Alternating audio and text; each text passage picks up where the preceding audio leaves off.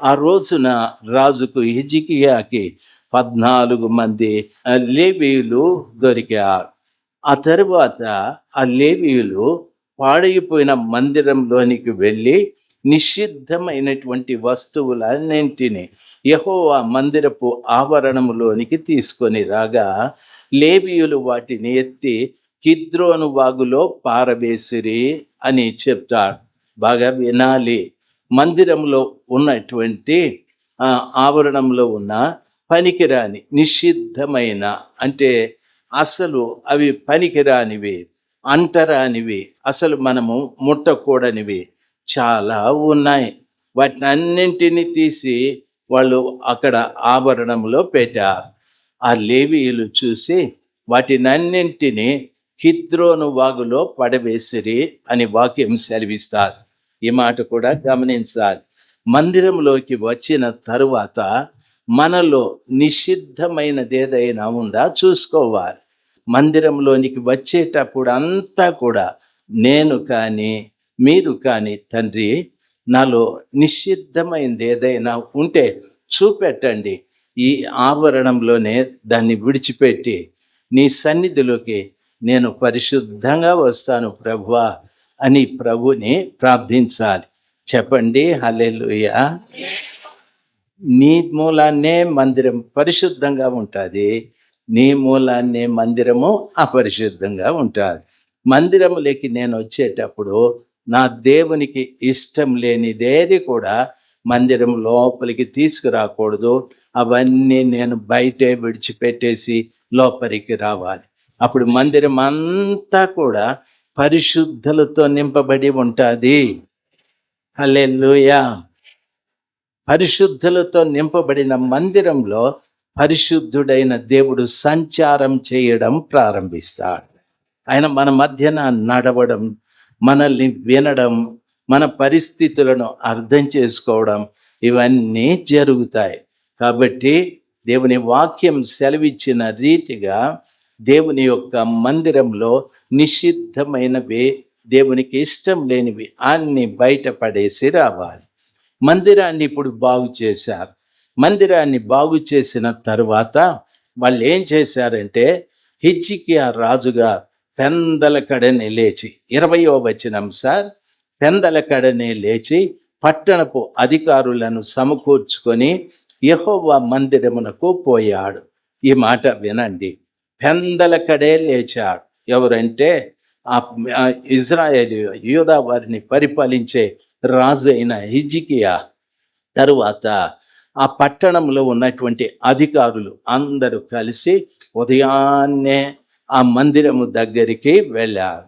వెళ్ళి రాజ్యము కొరకును, పరిశుద్ధ స్థలము కొరకును, యూదా వారి కొరకును పాప పరిహారార్థ బలి చేయుటకై 7 కోడెలను, 7 పొట్టేళ్లను, 7 గొర్రె పిల్లలను, 7 మేకపోతులను వారు తెచ్చి ఉంచిరి గనుక అతడు యెహోవా బలిపీఠం మీద వాటిని అర్పించుడని అహరోను సంతతి వారగు యాజకులకు ఆజ్ఞాపించెను.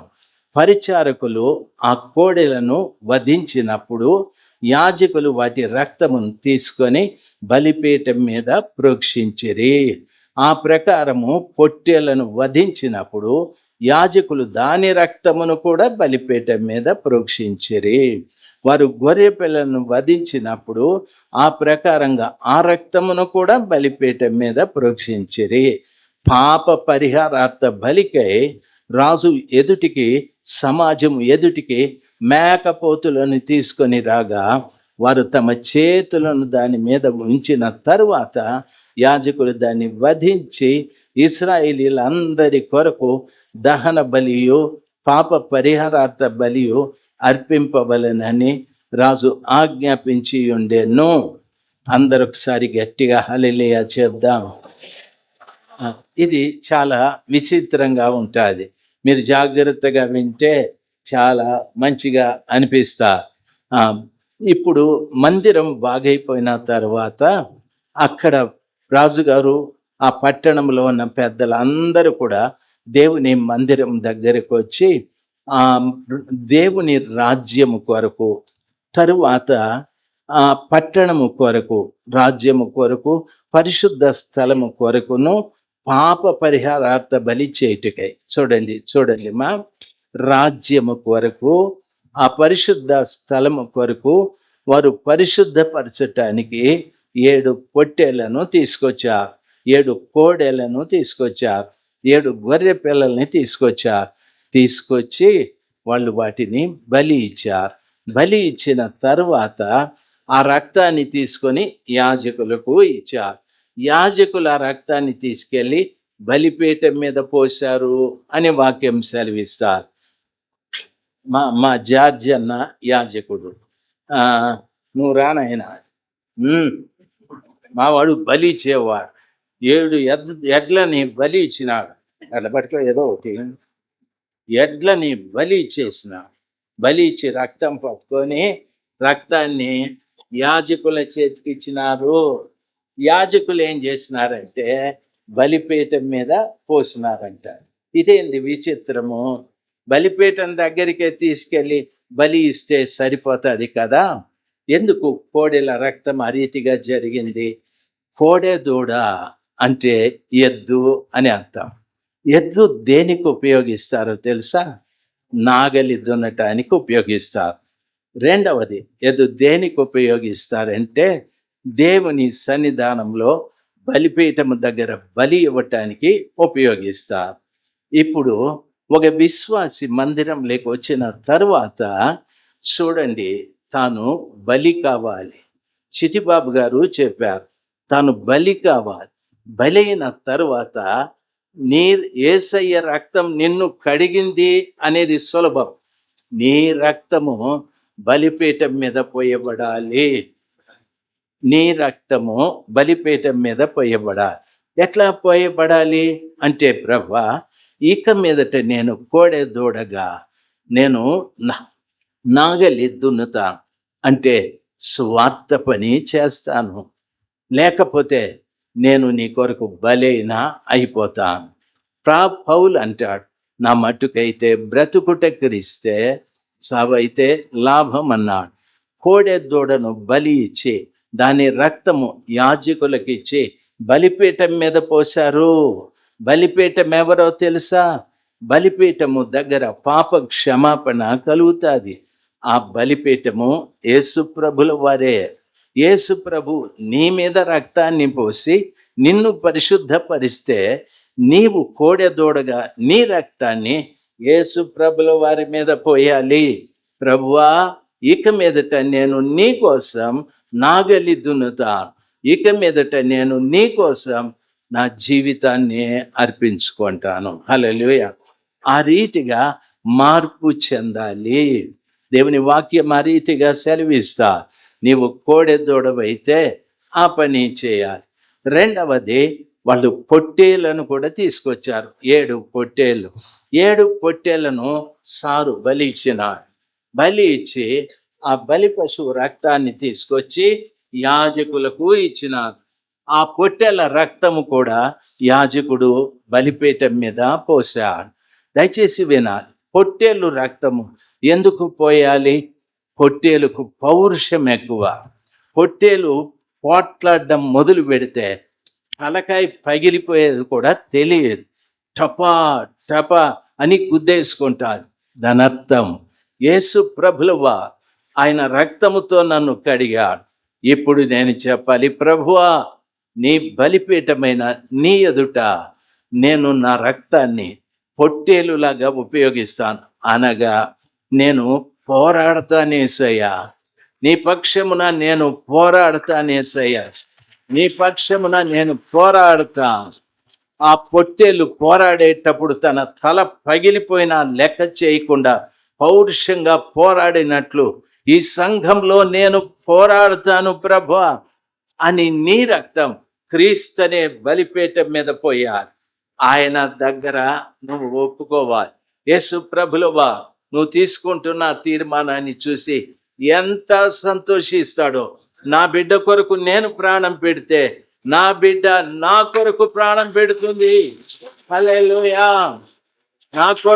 నా కొరకు పొట్టేల వలె నా కుమార్తె పోరాడుతుంది. నా కుమారుడు పొట్టేల వలె పోరాడతాడు, నా కుమారుడు ఎద్దు వలె నాగలి దున్నుతాడు, వ్యవసాయం చేస్తాడు, నా కుమారుడు నా కోసం బలైపోతాడు. హల్లెలూయా. ఆ రీతిగా సంఘంలో మనం తయారు కావాలి. మూడవది గొర్రె పిల్ల అని చెప్పారు. 7 గొర్రె పిల్లల్ని అయ్యగారు బలి ఇచ్చి ఆ రక్తాన్ని తీసుకొచ్చి యాజకుల చేతికి ఇచ్చారు. యాజకులైన అయ్యగారు తిరిగి గొర్రె పిల్ల రక్తాన్ని బలిపీఠం మీద పోశారు. నన్ను బాగా గమనించవలసిన విషయం, గొర్రె పిల్ల అంటేనే అది సాధు జంతువు.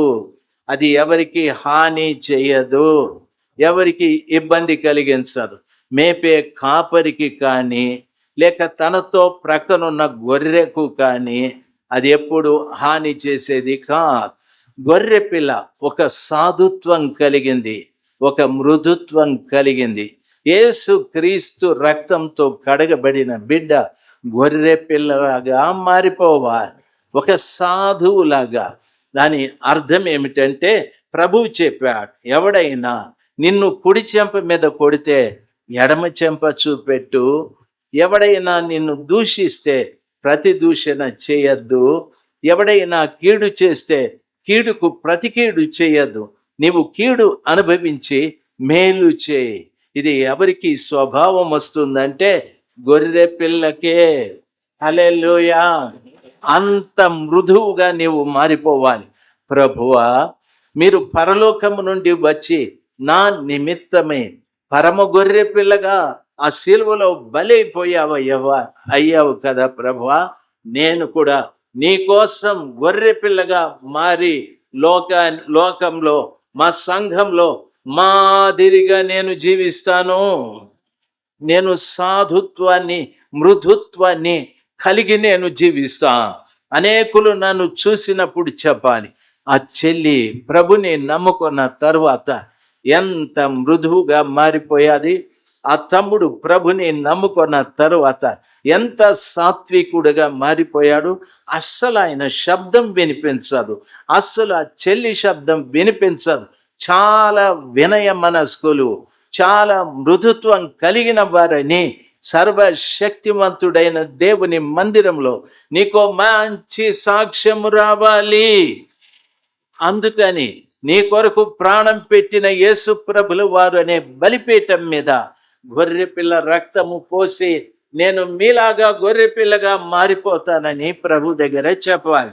నా మాట అర్థమైతే గట్టిగా చప్పట్లు కూడా హల్లెలూయా, హల్లెలూయా. నాలుగవది మేకపిల్లను కూడా మేకపోతును తీసుకొచ్చా. మేకపోతుని అట్లా చేయలేదు. మేకపోతు మీద అందరూ చేతులు పెట్టి దాన్ని ఎందుకు అర్పణ చేశారు అంటే వాక్యం ఈ రీతిగా సెలవిస్తుంది, ఇజ్రాయేలీయుల అందరి నిమిత్తమై ప్రాయశ్చిత్తము చేయుటకై బలిపీఠం మీద వాటి రక్తము పోసి పాప పరిహారార్థ బలి అర్పించి అని చెప్తా. ఇప్పుడు మేక మీద అందరూ చేతులు పెట్టారు. మేక అపవిత్రమైన జంతువు. అది మేకకున్న స్వభావం ఏమిటంటే చూడండి, గొర్రె పొలంలోకి వెళ్ళినప్పుడు తల వంచుకొని మేస్తూ ఉంటారు. మేక తల వంచుకోదు. మేక మెడెత్తుకొని ఆకు కొంచెం, ఈ ఆకు కొంచెం, ఆ ఆకు కొంచెం తినుకుంటా అట్లా పైకి ఆ గుట్ట మీదకి, ఆ కొండ మీదకి వెళ్ళిపోతా. దయచేసి గమనించాలి, మనమంతా ఎవరమంటే అపవిత్రతను మేసుకుంటూ అపవిత్రతని పెంచుకుంటూ జీవించే వాళ్ళం. అందుకని యాజకులు దాని మీద చేతులు పెట్టారు. ఎప్పుడు ఆ సర్వశక్తిమంతుడైన దేవుని పిల్లలు మన మీదికి అపవిత్రత రాకుండా మన యాజకుడు మన తల మీద చేయి పెట్టాలి. హల్లెలూయా. అమ్మా వింటా ఉండవా? లేదు, ఏం చెప్పినా అదే చెప్పింది నేను. మొద్దు మొకమా ముందర కూర్చొని సీటు ఎవరికి ఇవ్వకుండా వాళ్ళు ఎవరన్నా కూర్చోండి ఇందురుగా, తూగు మొకమా వింటా ఉన్నావా?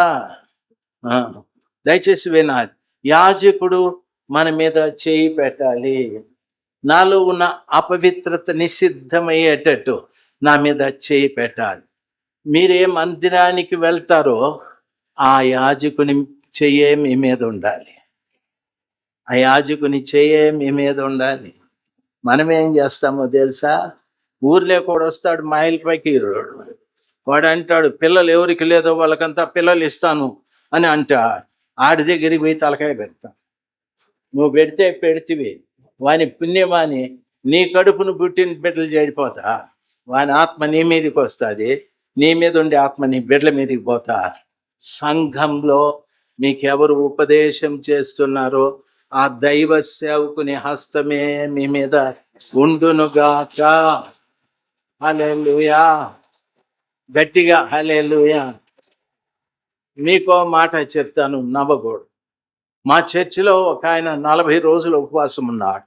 నేను రోజు అనేవాడిని, రే జార్జ్ తినరా, ఎందుకు 40 రోజులు? అయ్యగారు దేవుని శక్తి దిగాలి అయ్యగారు అనేవాడు. నేను అనుకునేవాడిని, వీడు నాకంటే శక్తిమంతుడు అయిపోతాడేమో, నన్ను మళ్ళీ ఎవరు పట్టించుకోరేమో అని. వాడు నల్లగా ఉంటాడు పాపం, చాలా నల్లగా ఉంటాడు. నేను ఒకరోజు కిచెన్ లేకపోయినా, హాస్టల్లో కిచెన్ లేకపోతే ఒక దీక్ష నల్లగా అయిపోయింది. వింటామన్నావా? ఏం చెప్పినా దీక్ష నల్లగా, అది నేను దీక్ష నల్లగా, దీక్ష నల్లగా అయిపోయింది. నేను పిలిచిన, రే ఇట్రానరా, చెప్పు నాయన, ఏందిరా ఈ దీక్ష ఇట్లా అయిపోయింది? మాకు తెలియదు, జార్జిని అడుగున్నాను. ఒరే జార్జి ఏం రా ఇది అంటే, టీ కాసుకుంటాను అంతేనన్నారు. వాళ్ళు అన్నారు, టీ ఏం ఒక గ్లాసు కాదు, వాడు తాగితే చెంబుడు తాగుతాడు టీ. పొద్దున ఒక చెంబుడు, మధ్యాహ్నం ఒక చెంబుడు, రాత్రి ఒక చెంబుడు, చెంబులు తాగి ఈ ఈ దీక్షాన్ని ఇట్లా నల్లగా చేసేసినాడు. నాకు కోపం వచ్చి, రే జార్జి ఉపవాసమా నువ్వు ఉండేది? ఏందిరా ఈ అన్యాయమో, నీ ఉపవాసం సంగతి దేవుడు, నా దీక్షని బాగా దుద్ది తెల్లగా చేయి అంతే అనేసి నేను వెళ్ళిపోయినా. మళ్ళీ వాళ్ళు పిల్లలు పోట్లాడుకున్నారు, నా మీద ఎందుకురా చెప్పింది అని. అయ్యా నువ్వే కదా టీ చేసుకుని. మొత్తానికి వాడు నాకు తెలియకుండా హౌస్ విజిటింగ్ పోయినాడు. నాకు తెలియకుండా విజిటింగ్ పోతే ఆడవాళ్ళు మన చర్చి వాళ్ళే, ఆ కుటుంబం కూర్చునింది. ఇంట్రెస్ట్, ఇది బాగా వినండి. కూర్చుంటే మా ఓడికి కన్నడం వచ్చు, తెలుగు సరిగా రాదు. ఆ కన్నడంలో అది ఇది మాట్లాడినాడు. అవతల లంబాడీ వాళ్ళకి లంబాడీ వచ్చు, తెలుగు సరిగా రా. ఇంకా చూడు ఈ భాష, ఫోన్ కిస్కా గొట్టం పోగాయి, ఆడేదో చెప్తాడు ఈడేదో చెప్తాడు. వాళ్ళకు అర్థమైంది ఏమంటే, నేను 40 రోజులు ఉపవాసం ఉండి దేవుని ఆత్మతో నింపబడిపోయినాను అని చెప్పినారు. ఆ ఇంట్లో ఒక అమ్మాయి చాలా రోజుల నుండి పరిశుద్ధాత్మ పొందుకోవాలని ప్రార్థన చేస్తూ ఉందంట. దానికి ఒక మంచి ఛాన్స్ దొరికింది. అదేం చేసిందో తెలుసా? అన్నా నేను ఆత్మ పొందుకోవాలన్నా. ఓ అదెంత పని, కమాన్ నీల్ డౌన్ అని చెప్పి పెట్టాడు. మోకాళ్ళ మీద పెట్టి వీడి చేతులు పెట్టి ఓ అని తలకాయ ఊపేసి వదిలిపెట్టినాడు. అది ఆత్మ పొందిందో ఏమో నాకు తెలియదు. ఆదివారం గోపాలకృష్ణుడు వచ్చినట్టు వచ్చింది, తలకు గట్టిగా రిబ్బన్ కట్టేసి వచ్చింది. వాళ్ళ అత్తను అడిగిన, ఏమి ఇది వేషం వేసుకొని వచ్చింది అంటే, వాడెవడో మన హాస్టల్లో వచ్చి ప్రార్థన చేసినాడు, అప్పటి నుండి దీనికి తలపోటు పెరిగిపోయింది. తలపోటు పెరిగిపోయింది. నేను అనుకున్నా, ఈ 40 రోజులు ఉపవాసం ఉండి నాకంటే గొప్పోడవుతాడంటే, ఈ 40 రోజులు ఉపవాసం ఉండి ప్రార్థన చేసే తలపోటు వచ్చింది ఏందిరే ఇది అని ఇట్లా అని ప్రార్థన చేస్తే దబేలని పడిపోయి దయ్యం వెళ్ళిపోయింది. అప్పుడు అడిగిన ఏమైంది అని, తలపోటు పోయిందని. ఇప్పు ఆ గోపాలకృష్ణుని కట్టిప్పు తీసేసి వాడిని పిలిచిన, ఒరే జార్జ్ ఏమిరా ఈ అభిషేకాలు అంటే, ముందే ఉండింది అయ్యగారు దాంట్లో దైవం, ముందే ఉండింది దాంట్లో దైవం అని. ఎందుకు చెప్తానో తెలుసా? మీకు బోధించే బోధకుడు తప్ప మీ తల మీద ఎవరు చెయ్యి పెట్టకూడదు. మీ దగ్గరికి వచ్చేవాడు రాజశేఖర్ కూడా పెట్టకూడదు. పెట్టచ్చా ఆయన? అయ్యగారి పర్మిషన్తోనే పెట్టచ్చు. వాని లోపల ఏం ఆత్మ ఉందో మనకు తెలియదు. వాని ఆత్మ మనలోకి వచ్చి మనం రకరకాలైపోతాం. చాలా మంది ఉన్నారు. ఎట్లా ఫైర్ మినిస్ట్రీ అంటారు. మసన్న ఫైర్ మినిస్ట్రీ. మేము ప్రార్థన చేస్తే పరిశుద్ధాత్మ దిగదు. లేదు, దిగదు. ఇంట్లోనే లేదు, దిగేది ఆత్మ. ఎన్నెన్నో చేస్తారు. నా మాట ఏమిటంటే, మేకపోతు మీద అందరూ చేయిలు పెట్టి దాన్ని దహన బలి ఇచ్చి దాని రక్తాన్ని కూడా ఆ బలిపీఠం మీద పోశారు. అంటే ఒకవేళ అపవిత్రమైన జీవితంతో నీవు వచ్చి ఉంటే ఇక్కడ ప్రభు సన్నిధానంలో, ప్రభువా నేను మేకపోతు లాంటి దానిని, నేను తలదించుకొని మేసేది నాకు రాదు, అక్కడక్కడ మేసుకుంటూ పైకి అలాగే వెళ్ళిపోతాను స్వామి, కంట్రోల్ లేదు నాకు, చెడు విషయంలో నన్ను ఎవరు అరికట్టలేకపోతూ ఉన్నా, నన్ను క్షమించండి అని ప్రభు పాదాల చెంత మొరపెట్టి దాన్ని బలి ఇచ్చి, పాప క్షమాపణ కొరకు బలి ఇచ్చి దాని రక్తాన్ని యాజకులకు ఇస్తే యాజకులు ఆ బలిపీఠం మీద ఆ రక్తాన్ని పోస్తారు. దాని పాపమంతా పోయాది, దానిలో ఉన్న వ్యతిరేకత పోయాది. అది కూడా దేవుని కొరకు ఉపయోగపడేదిగా మారిపోతుంది. దాని అర్థం ఏమిటో తెలుసా? మేక ఎలాగా ఆహారాన్ని వెతుక్కుంటూ కొండలు గుట్టలు పైకి ఎక్కుతాదో ఆ రీతిగా దేవుని వాక్యం వింటూ ఆత్మీయతలో ఎదుగుతూ రావడం జరుగుతుంది. ఆత్మీయతలో ఎదుగుతూ వస్తావు. దయచేసి గమనించాల్సింది, ఎంత ఎదుగుతావంటే మేక ఎంత పెద్ద కొండ అయినా ఎక్కేస్తుంది. ఆ రీతిగా ఎంతో ఉన్నతమైన స్థితిలోకి ఆత్మీయతలో నువ్వు ఎదుగుతూ వెళ్తావు. సంగమా, ఈ మధ్యాహ్న సమయం అందు గమనించవలసిన విషయం, మందిరంలోనికి వచ్చేటప్పుడు నిషిద్ధమైంది ఏముందో నీకు తెలుసు, నాలో నిషిద్ధం ఏమైందో నాకు తెలుసు. ఆ బయటే వదిలిపెట్టి దేవుని సన్నిధానంలోకి రావాలి. దేవుని సన్నిధానంలోనికి వచ్చి నేను ఎద్దులాగా, పొట్టేలులాగా, మేక పిల్లలాగా, గొర్రె పిల్లలాగా, మేకపోతులాగా మారిపోవాలి. ప్రభా, నా కొరకు ప్రాణం పెట్టడం అనేది, ప్రపంచం కొరకే ప్రాణం పెట్టా, నా కొరకు ప్రాణం పెట్టడం అనేది నిజమే. కానీ ఇక మీదట నేను నా రక్తాన్ని మీ మీద ప్రోక్షిస్తూ ఉన్నాను.